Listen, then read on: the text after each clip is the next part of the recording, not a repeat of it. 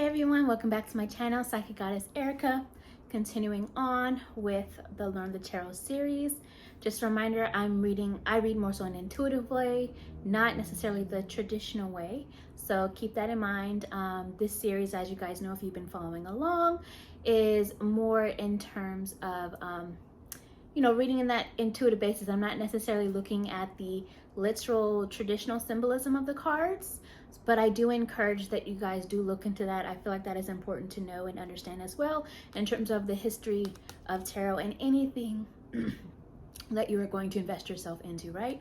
So today we are on card 10 of the Major Arcana, which is the Wheel of Fortune. We just came off of card 9 from the Major Arcana, which was the Hermit.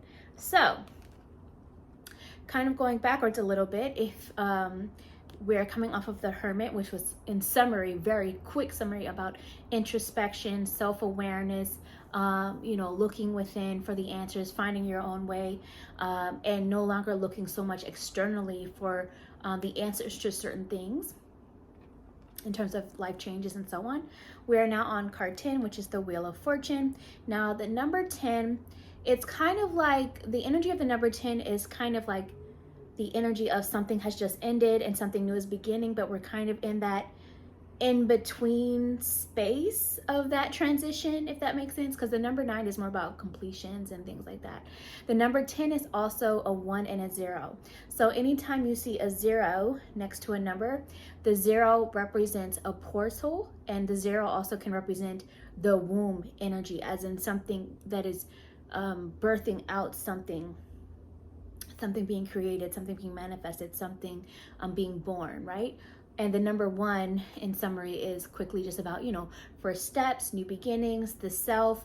Also, I always see the number 1 as relating to like a wand and your own power, with your own magic and what you're manifesting and what you're creating. So things like that.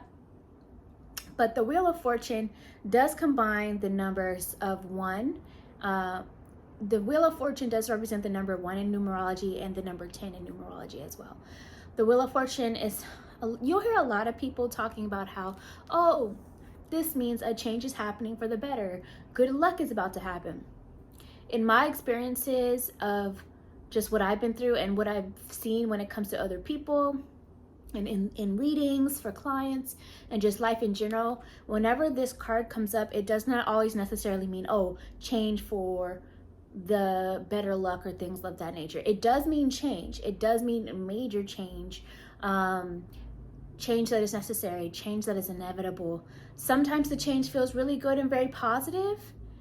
Sometimes the change does not feel so good and positive, but it's still something that is necessary and needed and is inevitable. So the Wheel of Fortune to me represents cycles, closing out of old cycles, beginning of new cycles, the cycle of life, the different directions you're now going in life, the lessons that you've learned as you've gone through this period of self-awareness and introspection that was going on with the Hermit, things of that nature. So to me, this is about, it's almost like seasons of change. The Wheel of Fortune is like seasons of change. You may see the change coming, or you may not be expecting it, but you can kind of sense, as I say, the winds of change. You can kind of feel something is in the process of evolving and changing. It can be that vibe too. I do encourage you, this has a lot of traditional symbolism in it, so I do encourage you guys to look up on your own time what some of these images mean. Like I said, I read more intuitively, but really quickly, what's standing out to me is the snake. So to me, the snakes often represents rebirth, transformation, knowledge. The snake is grounded because it is, literally on the ground. So it can represent a grounded energy and needing to ground yourself as well. Shedding old skin like a snake does, among many other things. So to me, the Wheel of Fortune energy brings about that rebirth, transformative energy, knowledge that is now present, and that grounded energy as well. Also, this is Anubis, who I believe represents is one of the gods of death, and then a sphinx is up here, which in summary to me, if I recall correctly, sphinx often represents the questions of life, the mysteries of life, etc. So even though, like I was saying, I'm not going to get into depth with the traditional symbolism, though I just wanted to throw those out there as an example that the symbolism of this card may be good to look into on your own time. But all of those things do represent elements of things that happen when major change is taking place. So that's why I kind of pointed it out. And you know, intuitively reading this too, it's something that it's like I would see this as also spirit and your guides kind of keeping an eye on things from above, and also the knowledge that coming from source, coming from creator, coming from the universe, with the fact that the clouds and, you know, it's representing the sky. So it's kind of like beginning to see things from that new perspective of a bird's eye view, from a whole other angle, from an angle outside of yourself and outside of your perspective even at sometimes, and so on.